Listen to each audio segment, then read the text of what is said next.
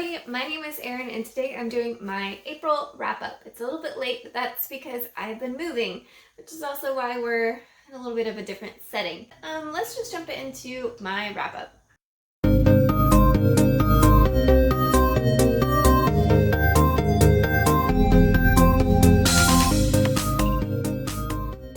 Alright, so I started off the month of April with Animorphs. This is The Alien by K.A. Applegate. So in this we follow Axe as the main character. He's the only alien among a group of human Animorphs, and they are trying to defeat the Yeerks.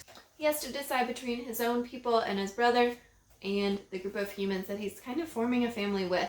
I gave this one a 4 out of 5. It's definitely a good kick of nostalgia if you need it. It has a surprisingly intense plot, so that's definitely the best thing. The worst thing though is that it's filled with like whiny teenagers, so there is a little bit of that. Again, if you need nostalgia, Animorphs is always a great option. I followed that up with The False... My cat's decided to play. I followed that up with The False Prince by Jennifer Nelson. So in this we have 4 orphans that are forced to compete for a guy who wants to use one of them as an imposter to the long lost heir of the kingdom. This is a good royal story if you're looking for one, and you definitely like it if you like YA and royals.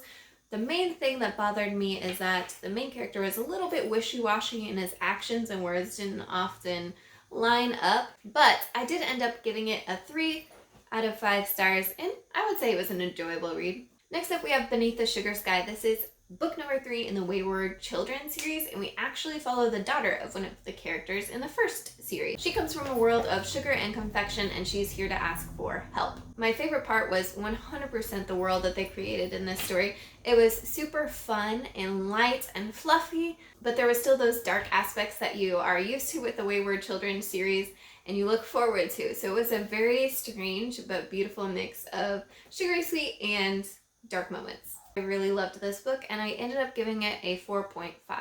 And if you haven't started this series, but you like a very dark, deep look at things, this could be a good one for you. While I was reading those, I was also listening to Emma on audiobook. Super fun to listen to. I mean, it's the quintessential romance, you know, Jane Austen. So with Emma, if you don't know, she makes a bunch of matches for her friends. Some go better than others, and she has no desire to make matches for herself.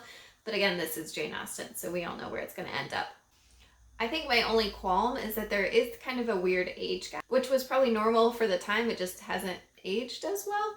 I did end up giving it 4.5 stars, and if you like romance and you haven't read Jane Austen, what are you doing? I also listened to Fantastic Fox and Other Animal Stories by Roald Dahl on audiobook this month, and there were 4 stories. I loved the whimsy in this, but I do think it was a little too ridiculous to be like a good story, but they were super fun to read, and if you like things like Dr. Seuss, you would definitely love these. I moved back into my physical reads with Early Sunday Morning. This is a diary of a girl who is at Pearl Harbor at the time of the bombing.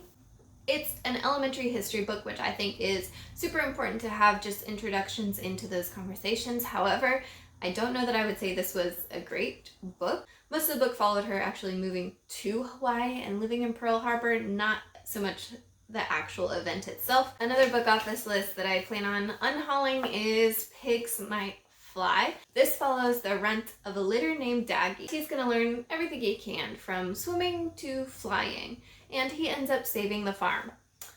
It was very Charlotte's Web reminiscent, but not a good. I feel like I just didn't really enjoy it because I kept wanting Charlotte's Web and this was nowhere close. But it is a cute little story if you're looking for one. Really cute animals and drawings. It just didn't feel very unique to me. One of my elementary books that I was super excited to get to and ended up loving was The Jacket by Andrew Clements. So in this, we have a boy who thinks he sees someone wearing his brother's jacket. He assumes that that boy stole his jacket. Turns out he did not.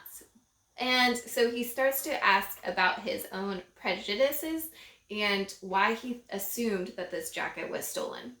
This is absolutely a great conversation starter for kids. I think there's a lot of questions asked in a way that is conducive to starting a conversation. It introduces the word prejudice and gives a pretty definitive look at what that word means. I will say that the parents in this book did not handle the questions that he asked very well, but most of it is him internally answering and asking these questions. However, that is something you may want to check out if you're looking at this book. 2 more books to go. The next one was Girls of Paper and Fire. I had 2 books to read for my monster challenge, my mini monster challenge.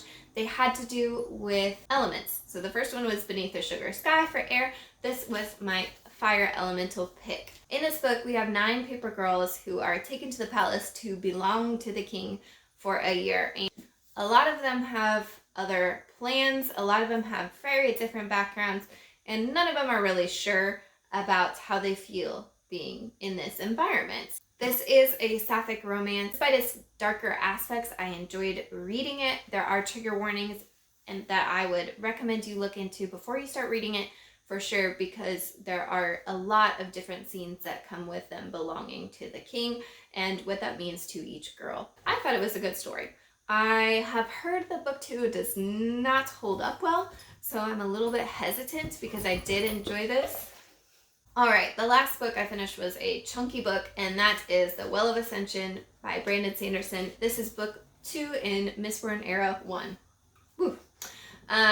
So in this book, they're kind of between revolution and war. There's just a lot of potential for violence, and Vin and her gang are trying to lead everything to peace, but it just is not looking good for them.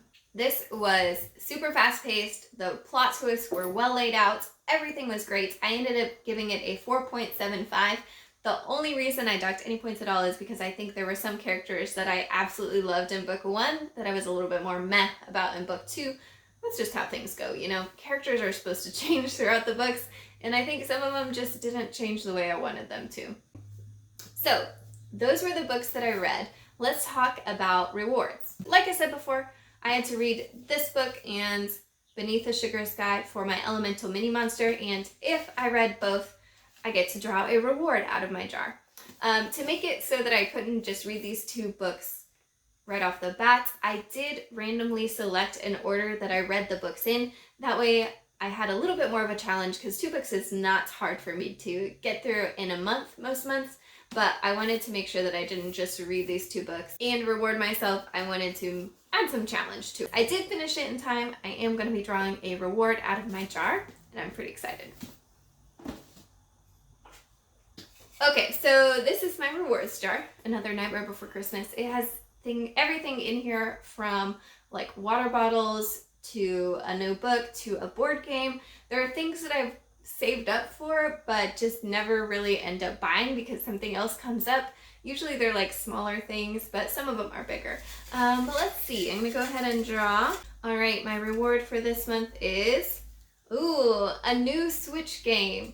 So I have a Nintendo Switch. Right now I just play Animal Crossing and Slay the Spire. I'm not sure what game I'm going to get, but I'll let you know in my next wrap up. We'll just kind of keep the rewards and wrap-ups together. So yeah, that's it. I hope you have a great day. I hope this video turned out well because it's my first time filming with a ring light. So hand in this new room. We'll see. I'm not even sure 100% that I'm looking at the right spot. But anyway, hope you enjoy, and I will see y'all later. Bye guys.